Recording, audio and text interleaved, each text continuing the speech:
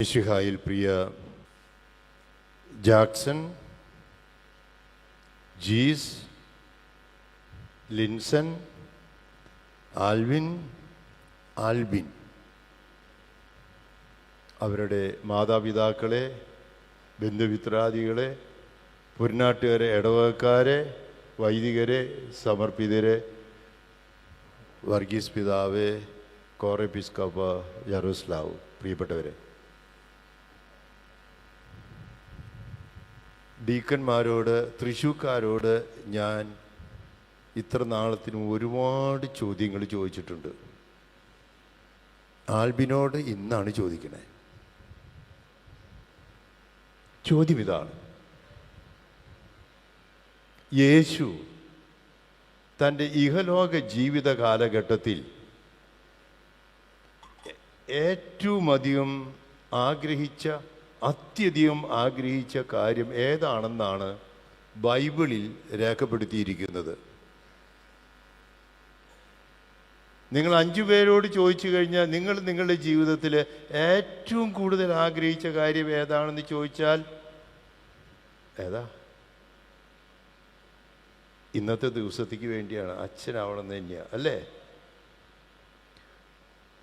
പുരനാട്ടുകാരെ, ഇടവക്കാരോട് ചോദിച്ചാൽ നിങ്ങൾ കഴിഞ്ഞ ഒരു വർഷമായിട്ട്, പ്രത്യേകിച്ച് കഴിഞ്ഞ ഒരു വർഷമായിട്ട് ഏറ്റവും കൂടുതൽ ആഗ്രഹിച്ചത് ഏത് കാര്യം വികാരിച്ച ഇന്നത്തെ ദിവസത്തെ? അതും ചരിത്രത്തിൽ, തൃശ്ശൂർ രൂപതയുടെ ചരിത്രത്തിൽ ആദ്യമായിട്ടാണ്. എൻ്റെ ഓർമ്മയിലില്ല. ഒരുമിച്ച് രൂപതയിലുള്ള എല്ലാ അച്ഛന്മാർക്കും ഡീക്കന്മാർക്കും പട്ടം കൊടുത്ത അവസരമുണ്ട്. പക്ഷെ ഒരിടവകയിൽ വെച്ച് 5 പേര് ഒരിക്കലും ഒരുമിച്ച് വരുന്നത്, പിന്നെ ഒരേ പ്രാവശ്യം തന്നെ തൃശ്ശൂർ രൂപതയ്ക്കും പിന്നെ ബാലസോർ രൂപതയ്ക്കും കൂടി രൂപത വൈദികരായിട്ട് എൻ്റെ ഓർമ്മയിലില്ല. ആദ്യമായിട്ടാണ് പുരനാട്ടുകാരെ, ഇടവക്കാരപ്പോൾ ഒരുക്കിക്കൊണ്ടിരിക്കുന്നത് ഇന്നത്തെ ദിവസത്തിനാണ്. യേശു പല പ്രാവശ്യം, 3 പ്രാവശ്യം മുൻകൂട്ടി പ്രവചിച്ചു. മത്തായിയുടെ സുവിശേഷം 16, 17, 20 പറഞ്ഞു, എൻ്റെ ലക്ഷ്യം എനിക്ക് ജെറൂസലത്തിൽ പോകണം, പീഡകൾ സഹിക്കണം, മരിക്കണം, എന്നാൽ 3-ാം ദിവസം ഉയർത്തെഴുന്നേൽക്കുന്നു. 3 പ്രാവശ്യം പ്രവചിച്ചുകൊണ്ട് എൻ്റെ ജീവിതത്തിൽ ലക്ഷ്യം അതാണ്. പക്ഷേ ചോദ്യം ഇതാണ്: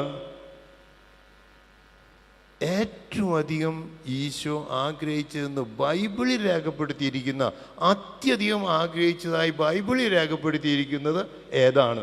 ഇന്ന് സുവിശേഷത്തിൽ ഞാൻ വായിച്ചു. അത് ലൂക്കായുടെ സുവിശേഷം 22-ാമത്തെ അധ്യായം 15-ാമത്തെ വാക്യം ഏതാ? നിങ്ങൾ ആഗ്രഹിച്ച് ഇന്നത്തെ ദിവസത്തിനാ. പുരനാട്ടുകാരക്കാരെ ആഗ്രഹിച്ച് കുറെ നാളായിട്ട് ആഗ്രഹിച്ച് ഇന്നത്തെ ദിവസത്തിനാ. ഈശോ ആഗ്രഹിച്ചത് ഏതാ? ലൂക്ക 22:15. ഈശോ അതിനു വേണ്ടി ഏറ്റവും അധികം ഈ കാലിത്തൊഴുത്തിലാണ് ജനിച്ച ക്രിസ്മസ്, കുരിശുമ്പഴ മരിച്ചത്, മറ്റൊരാളുടെ കല്ലറയിലാണ് അടക്കപ്പെട്ടത്. ഏറ്റവും ലളിതമായ ജീവിതം നയിച്ച വ്യക്തിയാണ്. പക്ഷെ ആ ഈശോ ചിലതിന് ഇച്ചിരി ആഘോഷം. ഇന്ന് പുരനാട്ടുകാരെ എന്താ ഒരുക്കം! ബാൻഡ് സെറ്റ്, പിന്നെ തൊട്ടാണ് ഫ്ലാഷ് മോബ്, പിന്നെ സിസ്റ്റേഴ്സിൻ്റെ നേതൃത്വത്തിൽ അലങ്കാരങ്ങൾ, എന്താ ഒരുക്കങ്ങൾ നടത്തിയിരിക്കണേ. ഈശോ ഒരു കാര്യത്തിന് ഒരുക്കി. ലൂക്കായുടെ സുവിശേഷത്തിൽ 22-ാമത്തെ അധ്യായത്തിൽ 12-ാമത്തെ വാക്യത്തിലാണ് ഈശോ ഇങ്ങനെ ആഘോഷം വേണമെന്ന് പറഞ്ഞിട്ട് ഒരു സംഭവം എഴുതിയിട്ടുള്ളൂ. അത് ലൂക്ക 22:12 ആ ആഘോഷം എന്താണ്? ഏറ്റവും ആഗ്രഹിച്ച കാര്യം ചെയ്യാൻ വേണ്ടിയുള്ള ആ ആഗ്രഹിച്ച് ഇന്ന് നമ്മൾ വായിച്ചായിട്ട് സുവിശേഷത്തിൽ തൊട്ട് മുമ്പുള്ളൊരു ഭാഗം, ആ സഹിയോൻ ഊട്ടിച്ചാലിയെ വിളിച്ച, അതിനെ വിശേഷിപ്പിച്ചത് എന്താണെന്ന് അറിയാമോ? അലങ്കരിച്ച വലിയ മാളിക. ലൂക്ക 22:12. ഈ ഏറ്റവും ആഗ്രഹിച്ച കാര്യം ചെയ്യാനായിട്ട് ഒരുങ്ങിയപ്പോൾ അതിന് വളരെ മനോഹരമാക്കി. പുരനാട്ടുകാരെ, ഇടവക, ഈ പള്ളിയൊക്കെ നമ്മുടെ കുറ്റിക്കാട്ടച്ചൻ്റെ കാലത്ത് നിങ്ങൾ പുതുക്കി പണിതു. അത് കഴിഞ്ഞ് ഇപ്പോൾ എന്താ സൂപ്പറാക്കി അലങ്കരിച്ചിട്ടുണ്ട്. ഈശോ ആഗ്രഹിച്ച കാര്യം ഏതാ? ഇന്ന് നിങ്ങളോടൊപ്പം ഈ പെസഹ ഭക്ഷിക്കുന്നതിന് ഞാൻ ഏറ്റവും അധികം ആഗ്രഹിച്ചു. എന്തുകൊണ്ടാണ് ഏറ്റവും അധികം ആഗ്രഹിച്ചത്? യേശു എന്തിനായി ഈ ഭൂമിയിലേക്ക് അവതീർണനായോ? യേശുവിൻ്റെ മനുഷ്യാവതാരം എന്തിനായി ദൈവരാജ്യ സ്ഥാപനത്തിനായി ഒരുക്കിയോ? മാർക്കോസ് 1:15 സമയം സമാഗതമായി ദൈവരാജ്യം സമീപിച്ചു, അത് ചെയ്തുവോ? എന്തിനായി ജനത്തെ അനുതാപത്തിലേക്ക് മാനസാന്തരത്തിലേക്ക് ക്ഷണിച്ചുവോ? സ്നാനപ്പെടുത്തിയോ? വീണ്ടും ജനിക്കാൻ ആവശ്യപ്പെട്ടോ? എന്തിനായി സുവിശേഷം പഠിപ്പിച്ചുവോ? ഇതൊക്കെ എന്തിനായി പീഡകൾ സഹിച്ച് മരിച്ചുവോ? എന്തിനായി ഉത്ഥാനം ചെയ്തുവോ? എന്തിനായി സഭ സ്ഥാപിച്ചുവോ? എന്തിനായി പരിശുദ്ധാത്മാവിനെ അയച്ചുവോ? ഇതെല്ലാം ലോകാവസാനം വരെ തുടരാൻ വേണ്ടി യേശു എന്തു സ്ഥാപിച്ചു? ഒടുവിൽ അത്താഴവേളയിൽ പുതിയ നിയമം നൽകി. യോഹന്നാൻ സുവിശേഷം 13-ാമത്തെ അധ്യായത്തിൽ ഞാൻ നിങ്ങൾക്കൊരു പുതിയ നിയമം, പുതിയ കൽപ്പന നൽകി. ശുശ്രൂഷയുടെ മാനദണ്ഡമായ കാലുകൾ കഴുകി. അതിനുശേഷം യേശു എന്തു ചെയ്തു? പരിശുദ്ധ കുർബാന സ്ഥാപിച്ചു. പരിശുദ്ധ കുർബാന സ്ഥാപിച്ച് എന്തു പറഞ്ഞു? ഇതെൻ്റെ ഓർമ്മയ്ക്കായി ചെയ്യുവിൻ. ഞാൻ ഇന്ന് തൃശ്ശൂർ അതിരൂപതയിൽ പട്ടം കിട്ടിയിട്ടുള്ളവരുടെ പേരുകൾ നോക്കി, ഏകദേശം 65-66 പേരോ തൃശ്ശൂർ രൂപതയിൽ 2000-ന് ശേഷം പട്ടം കിട്ടിയിട്ടുള്ള ഡേറ്റ് 28-ാം തീയതിയാണ്. ഇന്നാണ് ഏറ്റവും കൂടുതൽ ആ ഡേറ്റ്. ഇനിയിപ്പോൾ അത്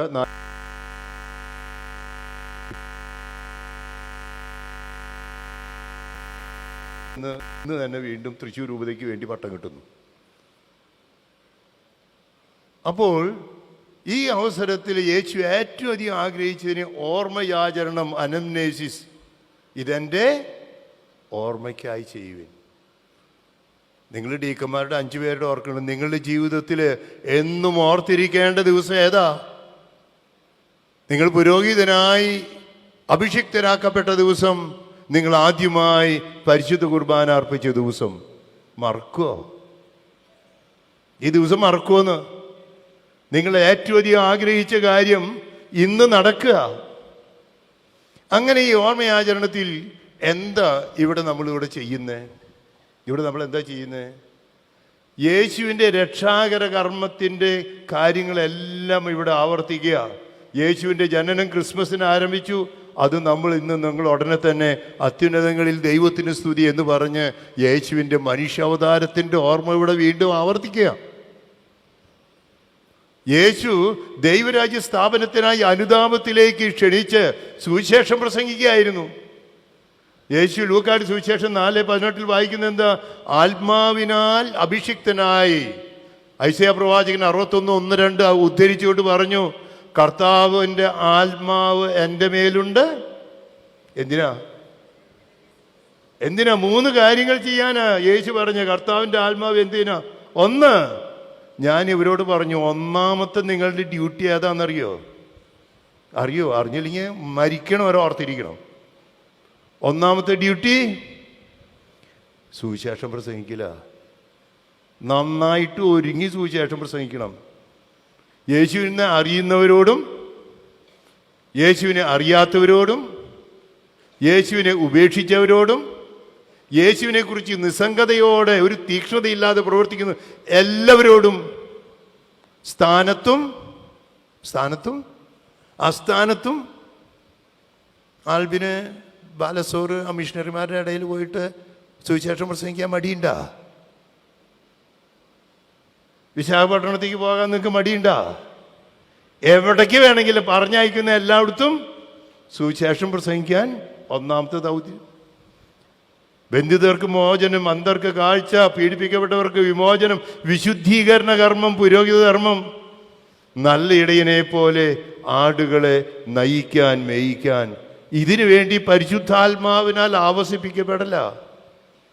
അപ്പം അങ്ങനെയാണെങ്കിൽ നിങ്ങൾ ഈ യേശുവിൻ്റെ പരിശുദ്ധ കുർബാനയിൽ തന്നെ യേശുവിൻ്റെ ഈ മനുഷ്യാവതാരത്തിൻ്റെ വചനപ്രഘോഷണം, സുവിശേഷവൽക്കരണത്തിൻ്റെ, പിന്നെ എന്താ നമ്മൾ ആഘോഷിക്കുന്നത് കുർബാനയിൽ?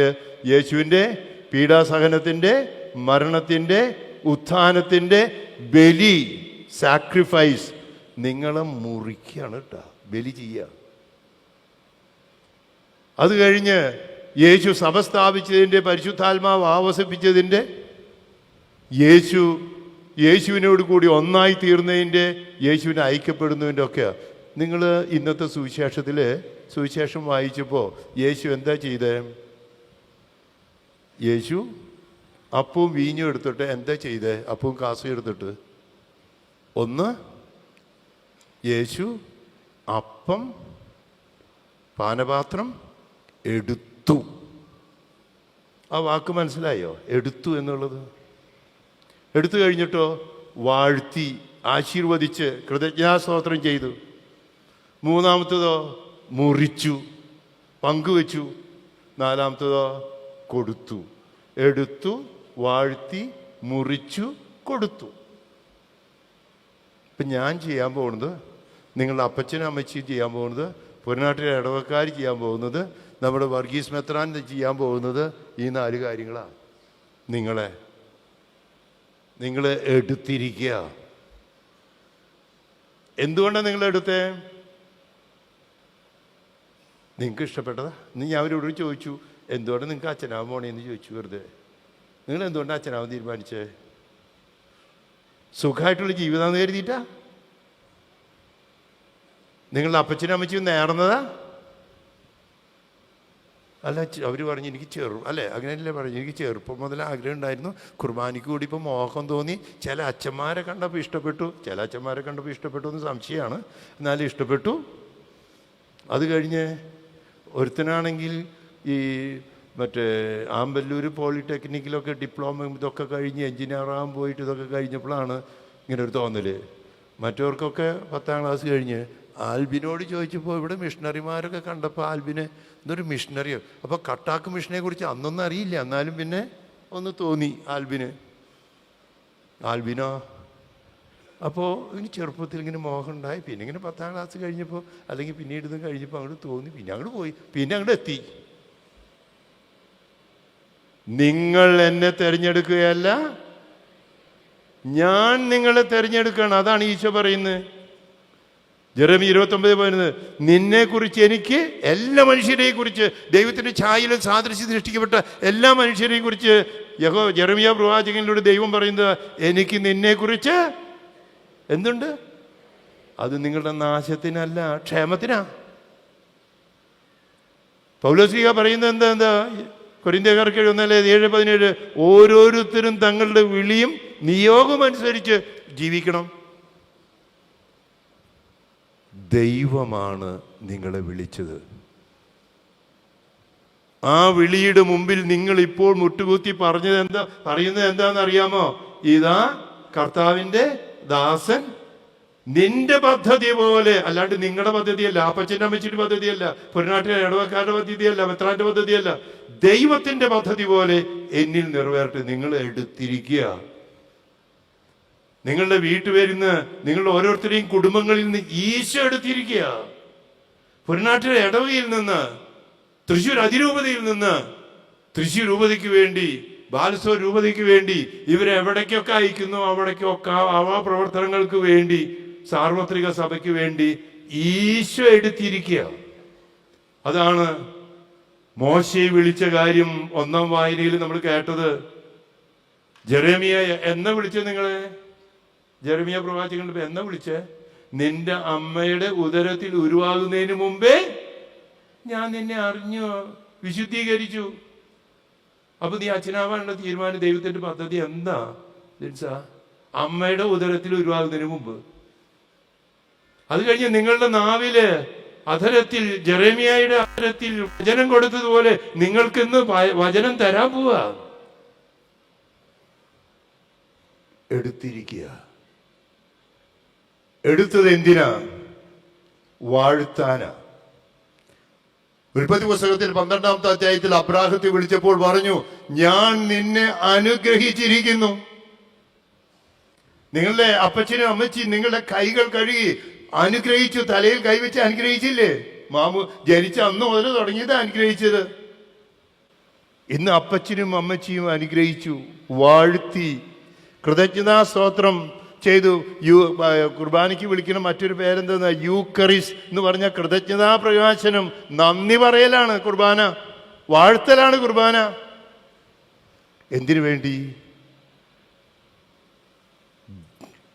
അപ്പസ്തോലന്മാരുടെ പിൻഗാമികളുടെ വഴി വാഴ്ത്താൻ, അനുഗ്രഹിക്കാൻ, പരിശുദ്ധാത്മാവിനെ ആവസിപ്പിക്കാൻ, പരിശുദ്ധ അമ്മയിൽ ഉൽപ്പത്തി പുസ്തകം 1:35 വായിക്കുന്ന പോലെ പരിശുദ്ധാത്മാവിനെ ആവസിപ്പിക്കാൻ, യവൻ 1:14 വായിക്കുന്ന പോലെ വചനത്തിന് മാംസം കൊടുക്കാൻ, ആവസിപ്പിക്കാൻ, വാഴ്ത്താന പോണേ. ഉടനെ തന്നെ അധികം താമസിയാതെ ഞാൻ ഈ 3-4 പേരുടെയും വർഗീസ് പിതാവ് ആൽബിൻ്റെയും തലയിൽ കൈവയ്ക്കുമ്പോൾ, വാഴ്ത്തുമ്പോൾ പരിശുദ്ധാത്മാവ് ഇറങ്ങി വരികയാണ്. ആൽബിനെ, നിനക്ക് കണ്ടാൽ നല്ല തടിയൊക്കെ ഉണ്ട്, പക്ഷെ നീ മറ്റൊരു പുരോഹിതനായി ഇപ്പം മാറും. നിങ്ങൾ 4 പേരും പുരോഹിതരായിട്ട് ഇപ്പോൾ മാറും. വാഴ്ത്തല. ഈശോ തൻ്റെ ആത്മാവിനെ അയച്ച്, പരിശുദ്ധ അമ്മയിൽ പരിശുദ്ധാത്മാവ് വന്നപ്പോൾ ഈശോ ഉരുവായതുപോലെ നിങ്ങളിൽ ക്രിസ്തു ഉരുവാകുകയാണ്. വാഴ്ത്താനാണ്. അങ്ങനെ വാഴ്ത്തി കഴിയുമ്പോൾ നിങ്ങൾ എന്താണ് ചെയ്യുന്നത്? എന്തിനു വേണ്ടിയാ? നിങ്ങൾ വാഴ്ത്തി കഴിയുമ്പോൾ നിങ്ങളെ മുറിക്കാൻ പോവുക.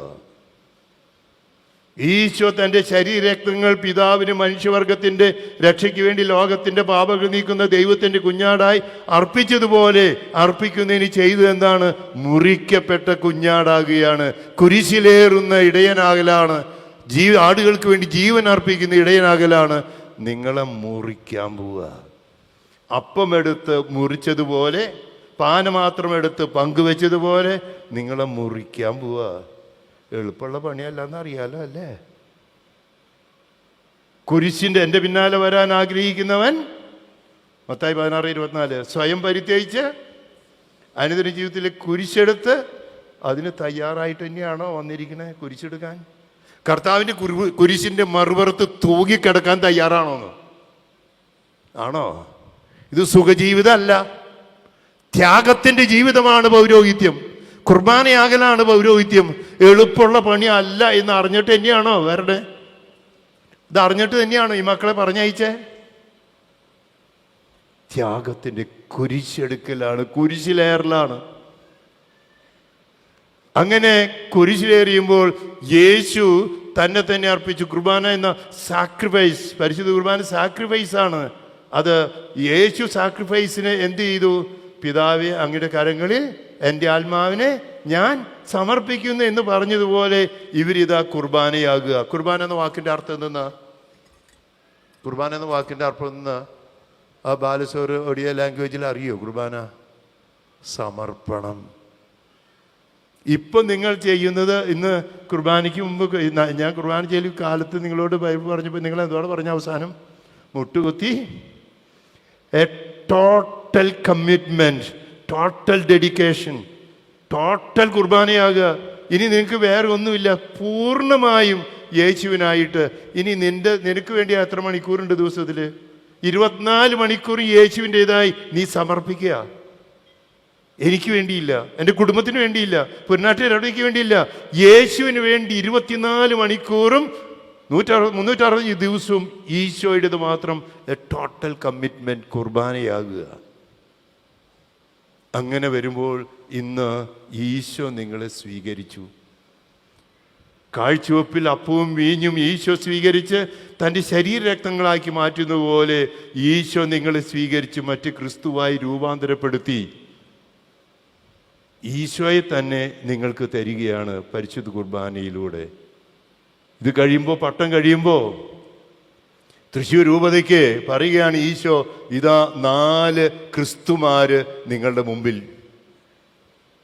അതുകൊണ്ടാണ് ഫുൾട്ടൻ ജേഷി പറയുന്നത്, എന്താണ് പൗരോഹിത്യം? പൗരോഹിത്യം എന്ന് പറഞ്ഞു കഴിഞ്ഞാൽ യേശുവിനെ ലോകത്തിൻ്റെ മുമ്പിൽ കാണിച്ചു കൊടുക്കലാണ് പൗരോഹിത്യം.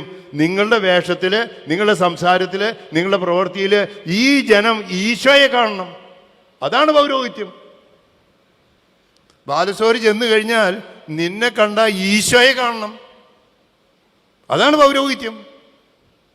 അങ്ങനെ ഈശോയെ നിങ്ങൾക്ക്, അപ്പോൾ ഈ ലോകത്തിന്, രൂപതയ്ക്ക് ഈശോ, തൃശ്ശൂരിന് 4 പേരെ, ബാലസോറിന് 1, എന്ത് ലോകം മുഴുവൻ ഈശോയുടെ പ്രവൃത്തി ചെയ്യാൻ വേണ്ടി തിരിച്ചു തരിക. പരിശുദ്ധ കുർബാന അപ്പവും വീഞ്ഞും ഈശോ തിരിച്ച് നമുക്ക് തരുമ്പോൾ എന്താണ് ഉണ്ടാകുന്നത്? നമ്മൾ കമ്മ്യൂണിയനാകുകയാണ്, കൂട്ടായ്മയാകുകയാണ്. നിങ്ങൾ തൃശ്ശൂർ രൂപതയോട് ഇൻകാർഡിനേറ്റ് ആയിട്ട് തൃശ്ശൂർ രൂപതയിലെ പൗരോഹിത്യ കൂട്ടായ്മയിൽ ആൽബിൻ, ബാലസ്വരൂപതയുടെ പൗരോഹിത്യ കൂട്ടായ്മയിൽ ഒന്നായി തീരുകയാണ്. ഈ കൂട്ടായ്മയിൽ ഇനി വിഭജനം ഉണ്ടാകാൻ പാടില്ല കേട്ടോ. വേറെ ഗ്രൂപ്പിസം ഒന്നും വേണ്ട കേട്ടോ. പൗരോഹിത്യ കൂട്ടായ്മയിൽ ഗ്രൂപ്പിസം വേണ്ടാന്ന്. ഈശോയുടെ കൂടെ ഒറ്റ കൂട്ടായ്മ ഒന്നായി തീരുകയാണ്. Holy communion. നിങ്ങൾ കൂട്ടായ്മയുടെ വക്താവ്. ഇത് ഉടനെ തന്നെയുള്ള സമൂഹ പ്രാർത്ഥന നന്നായിട്ട് നിങ്ങളൊന്ന് ശ്രദ്ധിക്കണം കേട്ടോ. ഇല്ലേ? കാറോസൂസ ഒന്ന് നന്നായിട്ട് ഒരച്ഛൻ ആരാണ് എന്താണെന്നുള്ളത് കൃത്യമായിട്ട് എന്നിട്ട് പറഞ്ഞു, യേശുവിന് വേണ്ടി സഹിക്കേണ്ടി വരുമ്പോൾ അതിൽ ആനന്ദം കൊള്ളണം. നിങ്ങൾ സാഹോദര്യത്തിൻ്റെ പ്രതീകങ്ങളാകണം. യേശുവിൻ്റെ ആടുകളെ, കാണാതെ പോയ ആടുകളെ അന്വേഷിച്ചിറങ്ങണം. അറിയാത്തവരെ തിരിച്ച് ആലയിലേക്ക് കൊണ്ടുവരണം. ആടുകൾക്ക് വേണ്ടി ജീവൻ അർപ്പിക്കണം. അങ്ങനെ പിന്നെ നിങ്ങൾ പാവപ്പെട്ടവർക്ക് വേണ്ടി സഹായിക്കുന്ന, അങ്ങനെ കാരുണ്യത്തിൻ്റെ മുഖമാകണം. അങ്ങനെ കമ്മ്യൂണിയൻ എന്ന് പറഞ്ഞാൽ ഈശോ നമ്മിലേക്ക് വന്ന് ആ ഈശോയെ നമ്മൾ കൊടുക്കലാണ്. അപ്പോൾ എടുത്തു, വാഴ്ത്തി, മുറിച്ചു, പിന്നെ എന്താ ചെയ്യണേ? കൊടുത്തിരിക്കുക. നിങ്ങൾക്ക് നൽകുക. ഈ രൂപതയ്ക്ക് നൽകുകയാണ്, ദൈവജനത്തിന് കൊടുക്കുകയാണ് പൗരോഹിത്യത്തെ. നിങ്ങൾ നിങ്ങളെ തന്നെ ഈശോയ്ക്കും ഈശോയുടെ ജനത്തിനുമായി. ഇനി നിങ്ങൾക്ക് നിങ്ങളുടെ സ്വാർത്ഥതയൊന്നുമില്ല കേട്ടോ. കൊടുത്തു ദൈവത്തിനായി. മാതാപിതാക്കളെ, നിങ്ങളുടെ മക്കളെ ദൈവത്തിനായി കൊടുത്തു. ഇവർ തങ്ങളെ തന്നെ ദൈവത്തിനായും ദൈവജനത്തിനുമായി കൊടുത്തു. അങ്ങനെ വരുമ്പോൾ യോഹന്നാൻ സുവിശേഷത്തിൽ 20-ാമത്തെ അധ്യായത്തിൽ 21, 22 വാക്യങ്ങൾ നന്നായിട്ടൊന്ന് വായിക്കുന്നത് നല്ലതാ. യേശു പറഞ്ഞു, എൻ്റെ പിതാവ് എന്നെ അയച്ചതുപോലെ ഞാൻ നിങ്ങളെ അയക്കുകയാണ്. അതിന് അയക്കുന്നതിന് എന്ത് ചെയ്തു? അവരുടെ മേൽ 20-21 യേശു എന്ത് ചെയ്തു? അവരുടെ മേൽ നിശ്വസിച്ചു, പരിശുദ്ധാത്മാവിനെ ആവസിപ്പിച്ചു. നമ്മൾ ഉടനെ കാറോസൂസയ്ക്ക് ശേഷം 4-ാമത്തെ കാനോന പ്രാർത്ഥനയിൽ പരിശുദ്ധാത്മാവിനുള്ള പ്രാർത്ഥന ചൊല്ലാൻ പോവുക, പാടാൻ പോവുക. എല്ലാവരും കൈകൾ തന്നെ ഒന്ന് ഉയർത്തിപ്പിടിച്ച് പരിശുദ്ധാത്മാവെ ഈ 5 പേരുടെ മേൽ ഇറങ്ങി വരണമേ എന്ന് ആത്മാർത്ഥമായിട്ട് പ്രാർത്ഥിക്കണം. പരിശുദ്ധ അമ്മയുടെ മേൽ, 12 ശിഷ്യന്മാരുടെ മേൽ, ആദ്യത്തെ ദൈവജനത്തിൻ്റെ മേൽ പരിശുദ്ധാത്മ വന്നപ്പോൾ അവർക്ക് രൂപഭാവമുണ്ടായി. അവരുടെ കഴിവുകളെല്ലാം നിങ്ങൾ അനാഥരായി വിടുകയില്ല. അവർക്ക് പറയേണ്ടത് എന്തെന്ന് പരിശുദ്ധാത്മ പറഞ്ഞിരുന്നു. വിവേകവും ശക്തിയും വരങ്ങളും ദാനങ്ങളും എല്ലാം കിട്ടി. നിങ്ങളെ അയക്കുക, നിങ്ങളെ ഹോളി മാസ് ആക്കുക. എന്താ ഹോളി മാസ് എന്ന് പറഞ്ഞ വാക്കിൻ്റെ അർത്ഥം? യൂക്രിസ്റ്റ് നന്ദി പ്രകാശനം, കുർബാന സമർപ്പണം, കമ്മ്യൂണിയൻ സാക്രിഫൈസ് ബലി, കമ്മ്യൂണിയൻ കൂട്ടായ്മ അയക്കല്. എന്താ ഹോളി മാസ്? എന്താ ഹോളി മാസ്? നിങ്ങൾ ഹോളി മാസ് ആക്കുക. ഈത്ത മീസ എസ്. അതിന് ഹോളി മാസിന് ഈ കാറ്റഗിസം ഓഫ് ദ കാത്തലിക് ചർച്ചിൽ പറയുന്നതാണ് ദിവ്യ പ്രേഷണം. നിങ്ങളെ പരിശുദ്ധമായ അയക്കൽ ഇന്ന് നിങ്ങൾ അയക്കുക, മിഷണറിമാരാക്കുക. ഇന്ന് നിങ്ങളെ പുരോഹിതന്മാർ മാത്രമല്ല, ഇടയന്മാർ മാത്രമല്ല, മിഷണറിമാർ ആക്കി വിടുകയാണ്. ഇന്ന് എല്ലാവരും മിഷണറിമാരാണ്. വൈദികർ പ്രത്യേകിച്ച് മിഷണറിമാരാണ്. മിഷണറിമാരാക്കുക. അപ്പം അങ്ങനെയാണെങ്കിൽ എത്ര സമുന്നതം ഇന്ന് പുരോഹിത, എത്ര സമുന്നതം ഇന്ന് പുരോഹിത, നീ ഭരമേറ്റ വിശിഷ്ടദാനം. അത് മറക്കരുത്. അത് കളിമൺ പാത്രത്തിലെ നിധിയാണ്, പൗലോസ് ശ്ലീഹ പറയുന്നത് പോലെ. അങ്ങനെയാണെങ്കിൽ നിങ്ങൾ ഈ ഇറങ്ങിത്തിരിക്കുക. നിയമാവർത്തന പുസ്തകത്തിലെ 17-ാമത്തെ അധ്യായത്തിൽ ഒരു യുദ്ധത്തെക്കുറിച്ച് പറയുന്നുണ്ട്. ഈ 5 പേരും യേശുവിൻ്റെ യുദ്ധത്തിന് പോവുകയാണ്. ജോഷുവയുടെ യുദ്ധത്തിൽ ഇടയ്ക്കിടയ്ക്ക് റിപ്പോർട്ടുകൾ കിട്ടി. മോശയും അഹ്റോനും ഹൂറും ഒക്കെ അവിടെയുണ്ട്. ചില നേരത്ത് കിട്ടുന്ന റിപ്പോർട്ട് തോൽക്കുന്നു, ചില നേരത്ത് കിട്ടുന്ന റിപ്പോർട്ടിൽ ജയിക്കുന്നു. അങ്ങനെ ഇരിക്കുമ്പോൾ അവർക്കൊരു കാര്യം മനസ്സിലായി. പിന്നിൽ കൈപിടിച്ചുയർത്തിപ്പിടിച്ച് പ്രാർത്ഥിക്കുന്ന മോശയുടെ പ്രാർത്ഥനയുടെ സമയത്ത് കിട്ടുന്ന റിപ്പോർട്ടുകളൊക്കെ ജോഷുവ വിജയിക്കുന്നതാ. കൈ കഴിച്ച് താഴ്ത്തിയപ്പോൾ കിട്ടുന്ന റിപ്പോർട്ടുകളൊക്കെ തോൽക്കുന്നത്. അഹ്റോനും ഹൂറും അമലേക്കരുമായ യുദ്ധത്തിൽ അഹ്റോനും ഹൂറും ചെയ്തൊരു സൂത്രം എന്താണെന്നറിയാമോ? അവർ അഹ്റോൻ്റെ മോശയുടെ കൈ പിടിച്ചു. കുറച്ചു നേരം കല്ലുകളൊക്കെ വെച്ച് ഉയർത്തി വെച്ചു. പകൽ നീണ്ടുപോയി. ജോഷുവ യുദ്ധത്തിൽ ജയിച്ചു. ഈ 5 പേരും ഇന്ന് ഇറങ്ങിത്തിരിക്കുക. ഈ 5 പേരും വിജയിക്കണമെങ്കിൽ മാതാപിതാക്കളെ, ബന്ധുമിത്രാദികളെ, പുരനാട്ടിലെ ഇടവക്കാരെ, ഈ 5 പേര് വിജയിക്കണമെങ്കിൽ എന്തുണ്ടാകണം?